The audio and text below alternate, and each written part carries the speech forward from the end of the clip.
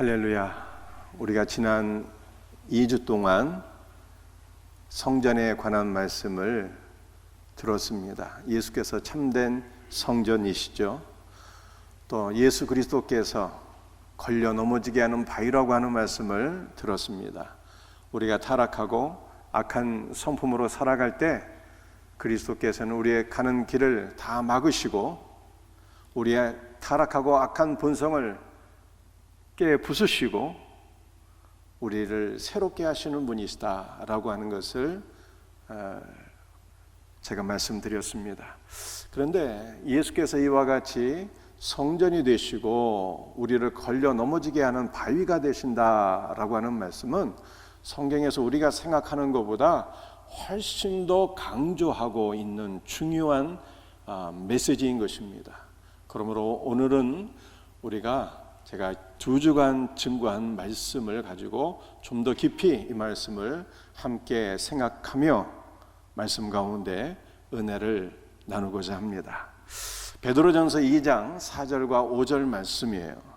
보배로운 산돌이신 예수께 나아가 너희도 산돌같이 신령한 집으로 세워지고, 우리가 생명의 아들이신 예수께로 나아가 그와 더불어 교제하고 그의 생명을 누림으로 너희가 신령한 성전으로 세워질지어다 라고 베드로가 말한 것입니다.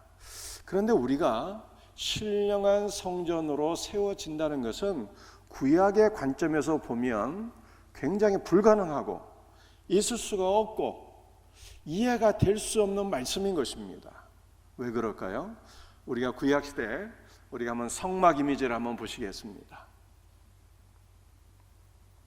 여러분들, 이것이 바로 모세의 성막이죠. 그런데 여러분들, 우리가 모세의 성막을 보게 되면 이 성막 주변에 많은 텐트들, 즉 장막들이 세워져 있는 것을 보게 됩니다. 이 장막들은 이스라엘 12지파가 거주했던 장막을 가리키는 것입니다. 이 모세의 성막 주변에 이스라엘 12지파가 다 포진하며 살았어요. 북쪽에 3지파, 남쪽에 3지파, 동쪽에도 3지파, 서쪽에 3지파. 그래서 이스라엘 12지파가 성막을 중심으로 살았습니다. 성막을 바라보고 성막을 사모하며 이 성막이 이전할 때는 같이 이전하고 성막 중심으로 이렇게 12지파가 살았어요. 이것은 하나님의 백성들이 늘 성막이 되시는 예수 그리스도를 바라보고 사모하며 예수 그리스도를 중심으로 또 예수 그리스도와 함께 동행하며 살아야 된다는 것을 교훈하고 있는 것입니다. 우리 사랑하는 모든 성도들이 날마다 주 예수 그리스도를 바라보고 그를 사모하며 그를 의지하며 예수 그리스도와 동행하는 복된 삶을 살아가기를 주님의 이름으로 축복합니다. 그런데 우리가 이 성막에서 봐야 하는 아주 중요한 내용이 하나 있습니다. 여러분들, 이 성막은 미시칸이라고 하는 단어인데 거주하다, 정착하다, 살다라고 하는 뜻을 가지고 있어요. 성막이 무엇이냐 물으신다면 성막은 하나님께서 거주하시는 하나님의 집이라는 뜻입니다. 그런데 이 성막 주변에 그 이스라엘 12지파가 포진하며 살지 않았습니까? 그 이스라엘 12지파를 총칭해서 회중이라고 그래요. 회중. 그런데 이 회중이라고 하는 이 단어는 카할이라고 하는 단어인데 70인 성경을 보게 되면 이 카할은 에클레시아로 번역되어 있습니다. 그리고 에클레시아는 바로 교회란 뜻이에요. 그래서 우리가 구약 성경을 보게 되면 성전과 교회는 하나가 될 수가 없었습니다. 성전과 교회는 분리가 되어 있었고 절대로 하나가 될 수 없는 그러한 존재였어요. 여러분들, 이 회중, 즉 교회는 성전 안으로는 절대로 들어갈 수가 없습니다. 오직 제사를 드리는 제례자만이 성막 안으로 들어가는데 성막의 뜰에까지만 들어갈 수가 있었어요. 성막 안으로는 그 어떠한 회중도 들어갈 수가 없었습니다. 이것은 성전과 회중, 즉 교회는 분리가 되어 있었고 나뉘어져 있었고 절대로 하나가 되지 못했다라고 하는 것을 보여주고 있는 것입니다. 그런데 이 성전과 회중 즉 교회가 신약에서는 하나가 되는 것입니다. 고린도전서 3장 16절 말씀이에요. 함께 같이 읽도록 합니다. 너희는 너희가 하나님의 성전인 것과 하나님의 성령이 너희 안에 계시는 것을 알지 못하느냐. 놀라운 역사가 일어나게 되었습니다.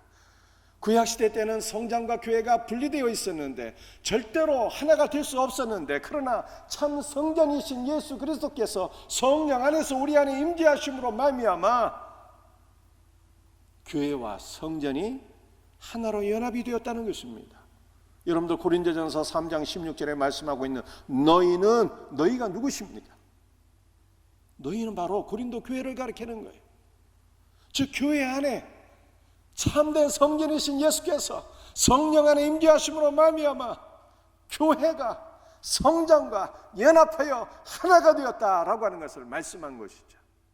그런데 이것은 말씀의 성취인 것입니다. 우리 예수님께서 요한복음 14장 18절 20절에 이렇게 말씀하셨어요.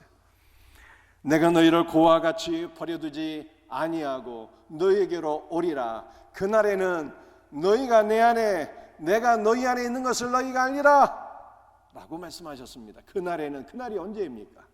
오순절이, 성령께서 강림하신 오순절. 오순절에 성자 예수께서 성령 안에 함께 교회 안에 임재하심으로 말미암아 내가 너희 안에, 너희가 내 안에 거하는 교회와 참 성전이신 예수께서 연합하여 하나가 되는 놀라운 신비한 연합이 이루어지게 된 것을 성경에 말씀하고 있는 것이죠. 여러분들 이 말씀은 또한 구약성경 창세기 2장 말씀의 성취입니다. 창세기 2장 24절 말씀이에요. 이러므로 남자가 부모를 떠나 그의 아내와 합하여 둘이 한 몸을 이룰지로다. 여러분들 창세기 2장 24절은 여러분들이 이것은 아담과 하와의 결혼식 때 하나님께서 주례사로 말씀하신 것 아닙니까? 이렇게 생각하실 수가 있겠습니다. 맞습니다. 하나님께서 아담과 하와를 짝지어 주시면서 말씀하신 내용이에요. 그런데 여기에는 보다 더 깊은 영적인 의미가 있는데 그것을 사도 바울이 에베소 6장 31절 32절에서 설명해 주었어요. 그러므로 사람이 부모를 떠나 그의 아내와 합하여 그들이 한 육체가 될지니 이 비밀이 크도다. 나는 그리스도와 교회에 대하여 말하노라. 창세기 2장 24절 말씀이 그리스도와 교회의 연합에 관한 말씀이라는 것이죠. 사람이 부모를 떠나라고 말씀하셨습니다. 여러분들 이 한 사람은 성자 예수 그리스도를 가리키는 거예요. 성자 예수 그리스도께서 성부 하나님을 떠나 그의 아내인 교회와 연합하게 되었다라고 말씀하고 있는 것이죠. 성자 예수께서 성육신 하셔서 성부 하나님을 떠나서 아내인 교회와 연합되어 한 몸을 이루셨습니다. 또한 성자 예수 그리스도께서 부활 승천하셔서 성령 안에 오순절에 다시 교회 안에 임재하심으로 말미암아 성전이신 예수 그리스도와 신부인 교회가 한 몸으로 연합하게 되었다라고 하는 것을 성경에 말씀하고 있습니다. 여러분들 성자 예수 그리스도와 이 교회 안의 연합은 정말로 신비하고 이해할 수 없는 놀라운 은혜가 아닐 수가 없습니다. 왜 그렇습니까? 성전이신 예수 그리스도는 거룩하신 하나님의 아들이에요. 여러분들 교회는 예수 그리스도를 믿고 영접하기 이전에는 이 세상 풍속을 쫓아 살던 자들입니다. 마귀에게 종로로 타던 자들입니다. 그런데 이와 같은 마귀에게 종로로 타던 자들이 거룩하신 성자 예수 그리스도와 연합하여 한 몸이 되었다. 그러므로 그의 신부가 되었고 그러므로 성전이 되었다라고 하는 것은 놀라운 신비한 연합이요 은혜가 아닐 수가 없는 것이죠. 사랑하는 성도들이요, 이제 우리가 그리스도의 신부가 되었고 그리스도의 성전이 되었기 때문에 이제는 우리 성도는 우리의 신랑이신 예수 그리스도, 그분의 은혜와 그분의 말씀과 그분의 생명과 그분의 복주심과 그분의 능력으로 살게 되었다라고 하는 것입니다. 사랑하는 성도들이요, 신부는요 신랑의 모든 것을 궁리하며 살아가는 거잖아요. 그러므로 우리는 신랑의 신 예수 그리스도, 우리 안에 임재하신 성전의 신 예수 그리스도, 그분의 모든 것을 누리며 그분의 복주심으로 살아가는 거예요. 여러분이 갖고 있는 자원이 도대체 얼마나 되겠습니까? 한 10개, 100개 정도 되시나요? 그러나 예수 그리스도의 능력과 그분의 생명과 그분의 자원과 그분의 복주심은 헤아릴 수가 없어요. 우리가 갖고 있는 자원보다 100배, 1000배, 만배, 억만배 많은 자원과 생명과 복주심이 예수 그리스도 안에 있는 거예요. 그러므로 우리는 우리가 어떠한 상황 속에 있든지, 여러분이 가정에서, 직장과 사업장에서 어떠한 문제에 직면하고 있든지 나의 자원으로 살게 되면요 반드시 필패하게 됩니다. 마귀가 우습게 여기는 거예요. 마귀가 너는 내 밥이라고 그래요. 여러분들 성도는 무슨 일을 만나든지 주 예수 그리스도를 의지하며 성전이요 나의 신랑이신 예수 그리스도의 모든 것을 누리며 그의 생명으로 살아가게 될 때 예수 그리스도 안에서 반드시 이기고 승리하고 하나님께 영광 돌리는 복된 신자가 되는 것입니다. 이와 같은 은혜가 우리 모두에게 있기를 주 예수의 이름으로 축복합니다.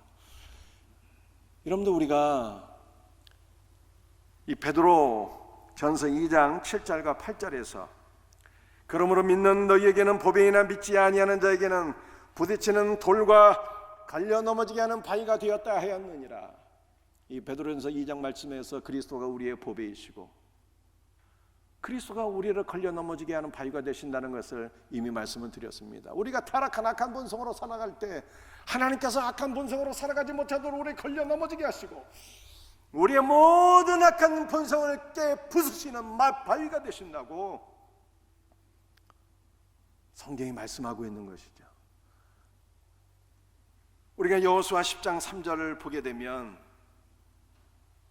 대장 되시는 예수 그리스도를 대적하는 가나안의 5 왕들에 관한 말씀을 우리가 살펴보았습니다. 그런데 이 가나안의 5 왕들은 우리 안에 있는 악한 본성이라는 것을 말씀드렸어요. 우리가 예수 그리스도를 믿고 영접하기 이전에 다 우리가 악한 본성을 따라 살았어요. 자기 의로 살았고 자기의衝動대로 살았고 교만하게 살았고 세상 것을 사모하며 살았고 인간의 보잘것없는 지식을 의지하며 그것을 뽐내며 살았습니다. 그런데 너무나도 감사한 것은 우리 주님께서 우리의 타락한 악한 본성을 십자가로 다 처리하시고 종결해 주셨어요. 이것이 여호수아 10장 26절 말씀입니다. 그런데 중요한 것은 예수께서 우리의 타락한 본성을 다 멸하시고 종결해 주셨어요. 그러면 그 다음에는 어떻게 돼야 되는 것입니까? 우리가 이제까지 우리의 악한 본성으로 살았는데 우리의 악한 본성이 다 십자가로 처리가 되었잖아요. 그러면 이제 어떻게 돼야 되는 거예요? 그리스도의 본성이 우리에게 부여해지는 것입니다. 이것이 베드로 후서 1장 4절 말씀이에요. 신성한 성품에 참여하는 자가 되게 하려 하셨느니라. 이제 우리 안에 있는 악한 본성이 다 처리되었기 때문에 이제는 우리는 신의 성품을 받아서 사는 자가 되었다라고 하는 거예요. 여러분들 이 신의 성품이 신의 본성을 가리키는 거예요. 여러분들 하나님에게는 2가지 속성이 있대요. 하나는 비공유적 속성이에요. 이것은 하나님만 갖고 계신 성품이란 뜻이에요. 영원성이 있죠. 우리 하나님은 영원부터 영원까지 존재하신 분이에요. 근데 영원하신 하나님께서 유한한 존재에 우리는 잠깐 있다가 소멸되는 아침 안개와 같은 존재인데 영원하신 하나님께서 우리에게 찾아오심으로 말미암아 우리는 영원, 하나님의 영원에 동참하는 복을 받게 되었어요. 여러분들 자정성도 자존성 하나님만의 속성인 것이죠. 우리 하나님만 스스로 계신 분이에요. 우리는 하나님에 의해서 존재하고 있는 반면에 주님이 우리를 창조하셨잖아요. 그러나 하나님은 누군가에 의해서 지음을 받으신 분이 아니라 스스로 계신 하나님이에요. 나는 스스로 있는 자니라 주께서 말씀하셨습니다. 그런데 하나님께는 공유적인 속성도 있어요. 이것은 하나님께서 우리에게 주신 거룩한 성품이란 뜻이에요. 거룩이 있고 사랑이 있고 긍휼이 있고 선함이 있습니다. 하나님의 성품이신데 하나님께서 예수 그리스도 안에서 하나님의 거룩한 성품을 우리에게 공유해 주셨어요. 그러므로 살아가는 성도들이요, 여러분 자신이나 아니면 여러분들이 여러분의 자녀들을 생각할 때 우리 자녀들은 성품이 좀 문제가 있는 것 같아. 그러면 이제 우리는 어떻게 해야 되는 것입니까? 세상에 믿지 않는 분들은 교육을 통해서, 심리학을 통해서, 상담학을 통해서 문제 있는 성품을 좀 이렇게 선하게 다듬고 고쳐서 훈련해서 쓴다고 생각하는 거예요. 보다 더 나은 성품으로 개발한다고 이렇게 생각을 하는 거예요. 그러나 성경은 그걸 말씀하고 있잖아요. 인간의 타락한 성품은 고쳐서 쓰는 것이 아니라는 거예요. 인간의 타락한 성품은 주 예수께서 바위가 되셔서 우리의 모든 악한 성품은 다 깨트려 버리셨어요. 우리의 악한 성품은 십자가에서 종결이 되었고 멸해진 것입니다. 그러므로 이제 우리는 그리스도의 성품을 받아야 되는, 그리스도의 성품, 그리스도의 성품을 받아야 되는 거예요. 비공유적 속성은 하나님만이 갖고 계신 성품이기 때문에 이걸 신성이라고 그래요. 공유적인 속성은 예수께서 우리에게 주신 속성이기도 하기 때문에 이것을 인성이라고 하는 거예요. 주여 우리에게 그리스도의 신성과 인성을 부어 주옵소서 라고 날마다 기도하세요. 사랑하는 성도들이여, 우리가 살고 있는 이 시대는 얼마나 악한지요. 마치 노아 시대를 보는 것 같아요. 이제 5월달 가정의 달이 끝나고 6월달이 되었는데요, 5월달 가정의 달을 생각하면서 여러분들 가정이 무너진 것 같은 아픈 마음들을 우리는 다 경험하고 있습니다. 부모를 공경한다라고 하는 것을 요즘 시대에 찾아보기가 어렵게 되었어요. 자식이 아버지를 죽이고 아버지가 자식을 죽이는 말로 표현할 수 없는 악한 일들이 사회에서 일어나고 있는 것 아닙니까? 노아 시대에 오직 물질만을 추구하던 그 노아 시대에 사람들이 심판을 목전에 두고도 그것을 깨닫지 못했는데, 마치 우리가 살아가고 있는 시대는 심판을 목전에 둔 것 같지만 그것을 깨닫지 못하는 그러한 세대인 것 같아요. 이 타락한 세대에 여러분, 우리가 어떻게 살아야 되는 것입니까? 오직 예수 그리스도만이 우리의 답인 거예요. 예수 그리스도의 성품을 우리에게 부어주소서. 우리가 그리스도의 새로운 본성을 받지 않으면 이 타락하고 심판이 목전에 임한 시대에 우리는 바르게 살아갈 길이 없는 거예요. 예수 그리스도의 새로운 성품을 받지 않으면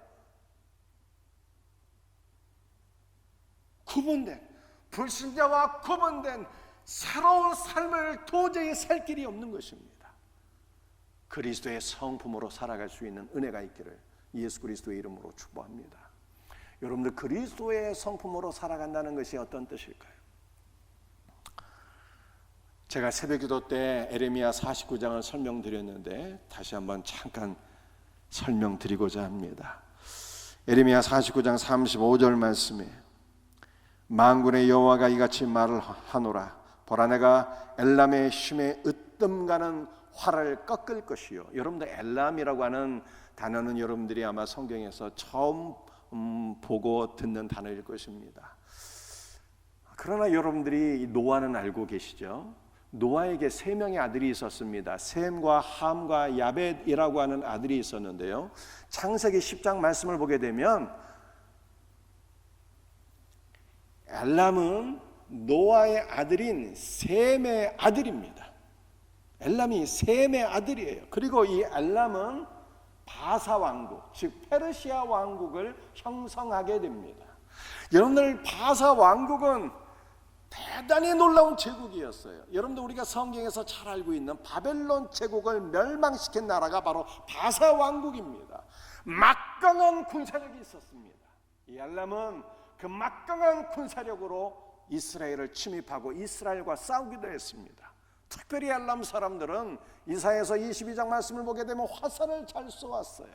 그들은 막강한 군사력을 유지하며 자신의 군사력을 뽐내며 의지하고 주변 국가들을 진압하며 그렇게 살았습니다. 그런데 하나님께서 자신의 강함으로 살던 엘람을 심판하셨습니다. 하나님께서 엘람의 강함을 심판하시고 그들의 강함을 꺾으셨어요. 자, 그런데 그 엘람은 바로 예수 믿기 전에 바로 우리를 가리키는 것입니다. 예수 믿기 전에 우리가 우리의 강함을 의지하며 살았어요. 우리의 보잘것없는 건강, 우리의 보잘것없는 지식, 우리의 보잘것없는 물질, 우리의 보잘것없는 사회적 신분, 이 모든 것들을 의지하고 뽐내며 과시하며 그렇게 살았습니다. 그런데 예수 그리스도께서 우리의 모든 강함을 다 꺾어버리셨어요, 십자가로. 그런데 참으로 놀라운 것은 에레미야 49장 39절 말씀을 보게 되면 하나님께서 엘람에게 회복을 명해 주셨어요. 에레미야 49장 39절 말씀입니다. 말일에 이르러 내가 엘람의 포로를 돌아가게 하리라, 이렇게 말씀하셨습니다. 이것은 하나님께서 자신의 강함을 의지하며 살았던 엘람을 심판하신 이후에 그들을 다시 회복시켜 주신다는 그러한 말씀입니다. 이 엘람의 회복이 사도행전 2장에서 성취가 되었습니다. 사도행전 2장 8절과 9절 말씀이에요. 우리가 우리 각 사람이 낳은 것 방언으로 듣게 되는 것이 어찌 됨이냐, 우리는 엘람인과 라고 말씀하고 있습니다. 오순절에 성령께서 강림하셨습니다. 그런데 그 오순절은 이스라엘의 3대 절기 가운데 하나인데, 이 오순절에는요 유대인만이 아니라 세계 각지에 흩어져 있던 디아스포라 유대인들이 예루살렘에 다 모여서 하나님을 경배하던 그런 절기입니다. 엘람에 흩어져 있던 이 디아스포라도 예루살렘으로 모이게 되었습니다. 전 세계 각지에 흩어져 있던 유대인들이 예루살렘에 모이게 될 때에 엘람인도 그 가운데 섞여서 함께 예루살렘으로 오게 되었는데, 그들이 엘람 사람들이 오순절에 성령을 받아서 하나님의 말씀을 증거한 베드로의 설교를 듣게 되었습니다. 베드로가 뭐라고 말씀을 증거했습니까? 너희가 십자가에 못 박아 죽인 예수를 하나님이 주와 그리스도가 되게 하셨느니라 말씀을 증거했는데, 이 말씀을 듣고 그날에 성령을 받아 예수를 믿고 구원받은 성도의 수가 3,000이나 되었습니다. 그런데 그 가운데 하나가 바로 엘람 사람들이었어요. 여러분들, 성령은 어떤 분이실까요? 성령은 그리스도의 영이라고 그러잖아요. 성경을 보면, 즉 성령은 그리스도의 말씀을 듣게 하시고, 여러분들 지금 그리스도의 말씀이 귀에 들리시나요? 성령께서 은혜를 주시는 거예요. 성령은 그리스도의 영이에요. 그리스도의 말씀을 듣게 하시고, 그리스도의 말씀을 믿게 하시고, 그리스도를 우리에게 부어주시는 분이에요. 부어주시는 분. 그러므로 엘람 사람들이 이전에는요 어떻게 살았습니까? 자신의 강함을 의지하고 강함으로 살았는데, 이제 그들은 성령의 역사로 말미암아 그리스도의 말씀을 듣게 되었고 믿게 되었고 자기 안에 부어주신 예수 그리스도의 강함으로 살게 되었어요. 예수 그리스도의 강함으로. 여러분들, 신자가 어떤 사람일까요? 신자는 자신의 강함으로 사는 자가 아닌 것입니다. 신자는 성령의 역사로 그리스도의 말씀을 듣고 믿을 뿐만 아니라 내 안에 부어주신, 내 안에 부음받은 예수 그리스도의 본성으로 사는 사람이에요. 예수 그리스도의 성품으로 사는 사람이에요. 예수 그리스도의 생명과 예수 그리스도의 능력과 선하신 예수 그리스도의 본성으로 사는 자, 그것이 바로 크리스찬이라 이 말이에요. 그러므로 우리는 이제 예수 그리스도의 본성을 받게 되었고 예수 그리스도의 성품으로 살게 된 것을 믿으시기를 바랍니다. 그런데 살아가는 성도들이요, 우리의 모든 성품은요 다 십자가에서 종결되도록 그렇게 기도하셔야 돼요. 그것이 타락하고 악한 성품이든지 자기의로 살아가고 교만으로 살아가고 지식으로 살아가고 강함으로 살아가고 세상 것을 추구하며 살아가고 이 모든 악한 성품도 십자가에서 종결되고, 여러분들 안에 혹시 선한 성품이 있다고 생각하십니까? 나는 본성이 좀 착하고 선해, 혹시 그렇게 생각하시는 분들이 있나요? 그런데 사랑하는 성도들이요, 잘 들어보세요. 내가 나의 성품이 착하고 선하고 괜찮다라고 생각해도 예수님이 없는 본성은요 다 타락하고 악한 것이에요. 그래서 나의 착하고 선한 본성일지라도 그것이 십자가에 못 박혀야 돼요. 나의 착하고 선한 본성으로 살아가는 것은 결국 자기의가 되는 거예요. 자기 공로가 되는 거예요. 자기의 자랑거리가 되는 것입니다. 이것은 궁극적으로 악한 거예요. 그리스도를 대적하게 되는 것입니다. 우리의 모든 성품은 십자가에서 종결되게 되고, 이제 우리는 성령으로 우리 안에 부어주신 예수 그리스도로 살아야 되는데, 그분의 생명으로, 그분의 선한 성품으로 살아야 돼요. 그리스도의 거룩과 그리스도의 사랑과 그리스도의 긍휼과 그리스도의 선함으로 살아가는 우리 성숙한 그리스도인들이 다 될 수 있기를 주 예수 그리스도의 이름으로 축복합니다. 여러분들, 이것이 바로 오늘 본문에서 베드로전서 2장 24절에서 바울이 말씀하고 있는 핵심 내용이에요.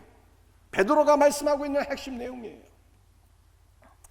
베드로전서 2장 24절 말씀을 함께 같이 읽습니다. 친히 나무에 달려 그 몸으로 우리 죄를 담당하셨으니 이는 우리로 죄에 대하여 죽고 의에 대하여 살게 하려 하심이라.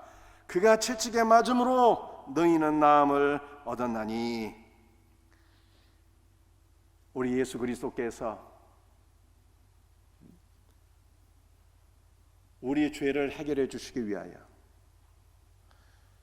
자신의 몸을 단번에 희생 제물로 드리셨다는 말씀입니다. 예수께서 자신의 몸을 단번에 희생 제물로 드리신 이유가 무엇입니까? 그 이유는 우리로 죄에 대하여 죽게 하기 위함이라, 이렇게 말씀하고 있어요. 우리가 죄에 대하여 죽기 이전에 죄가 먼저 죽는 역사가 일어나게 되었습니다.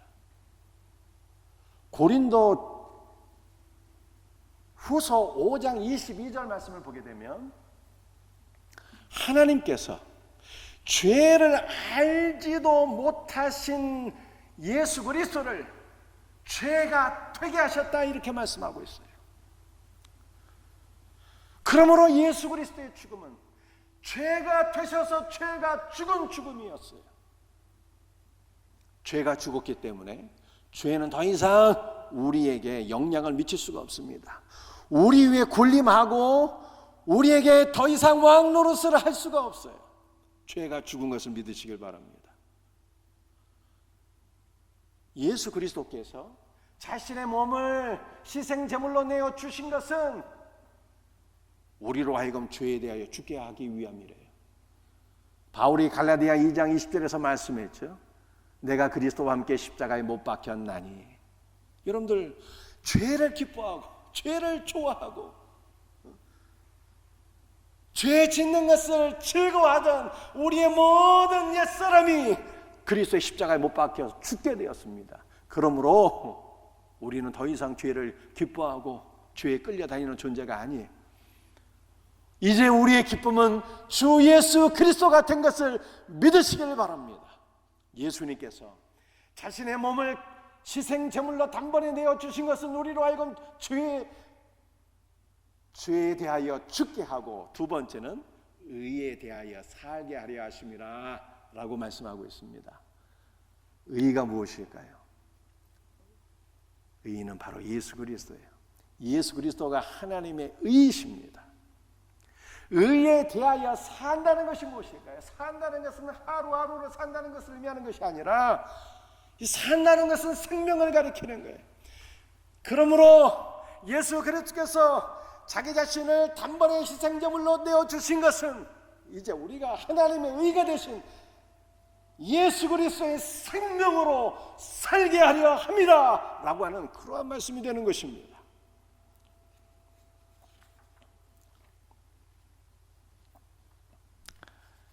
여러분들, 이 말씀은 이제 우리가 희생제물이 되신 예수 그리스도를 인해요 더 이상 죄의 종로로 하지 않게 되었고, 그리스도의 생명을 누림으로 하나님의 의로 예수 그리스도로 살게 되었다는 거예요. 예수 그리스도로.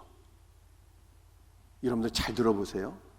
여러분들, 우리가 어떻게 죄에게 종로로 타지 않고 어떻게 하나님의 의로 예수 그리스도로 살아갈 수가 있을까?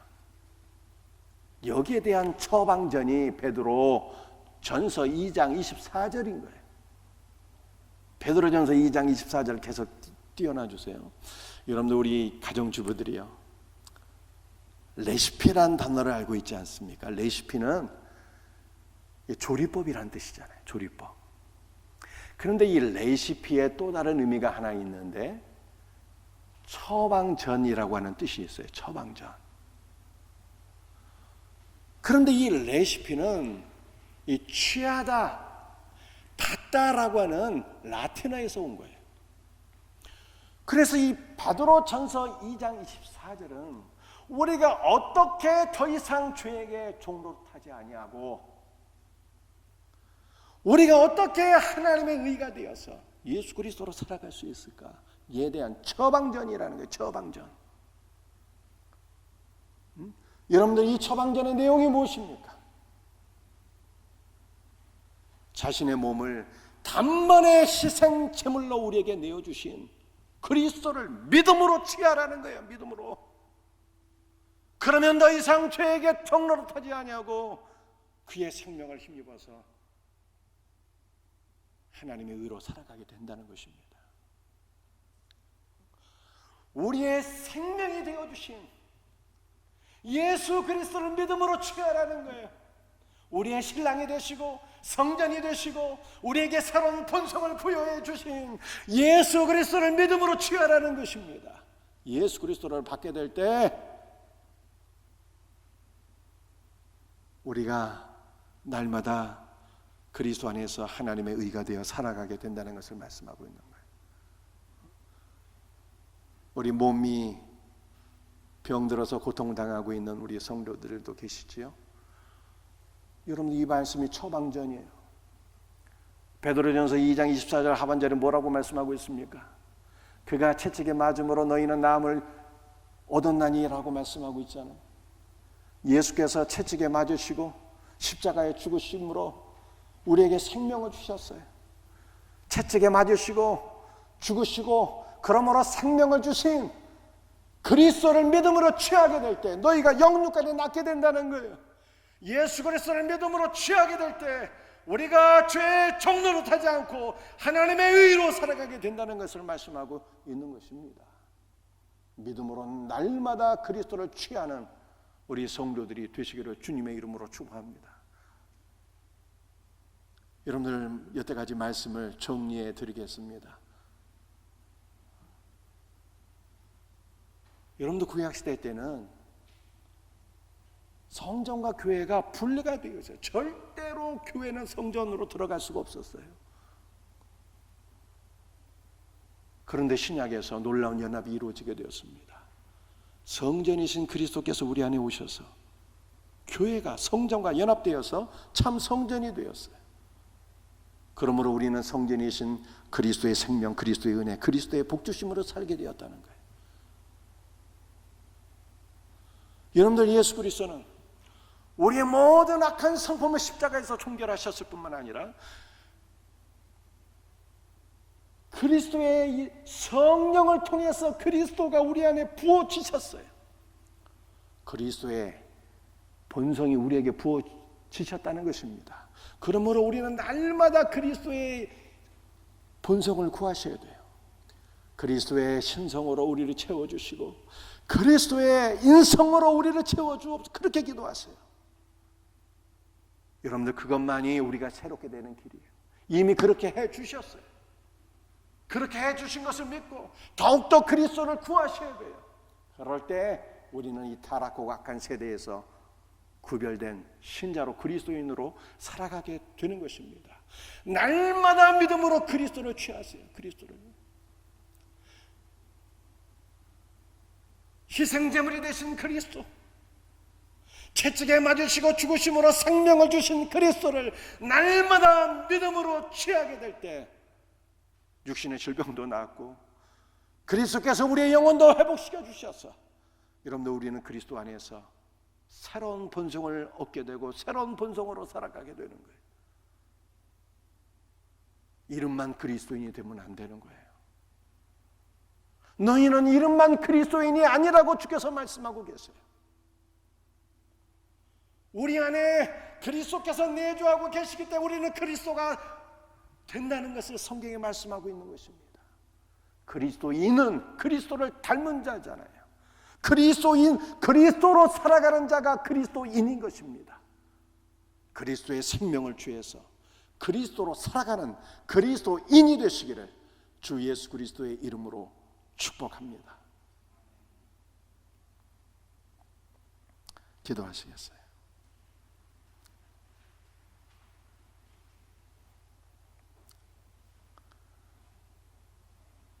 주 예수여, 감사합니다. 주님께서 우리 안에 성전으로 임재하셔서 우리가 성전이 되었나이다. 오순절에 주 예수께서 성령 안에 교회에 임재하셔서 그리스도를 부어주셔서 우리가 그리스도인이 되었나이다. 그리스도인이 된 것은 그리스도의 생명과 그리스도의 모든 본성을 받게 된 것을 의미하는 줄로 믿습니다. 주 예수님, 우리의 모든 선하고 악한 본성은 다 십자가에 못 박아 주시고 우리에게 그리스도의 본성을 주옵소서. 그리스도의 신성과 그리스도의 인성을 부어주옵소서. 그리스도의 거룩과 사랑과 긍휼과 선함으로 우리를 채우사 그리스도인으로 살아가게 하소서. 주여, 날마다 우리가 희생제물이 되신 그리스도를 믿음으로 취합니다. 채찍에 맞으시고 죽으심으로 생명을 주신 그리스도를 믿음으로 취합니다. 그리스도를 날마다 믿음으로 취하여서 더 이상 죄의 종로도 타지 말고 하나님의 의로 살아가는 우리의 성도들 되게 하옵소서. 주 예수 그리스도의 이름으로 감사하며 기도합니다. 아멘.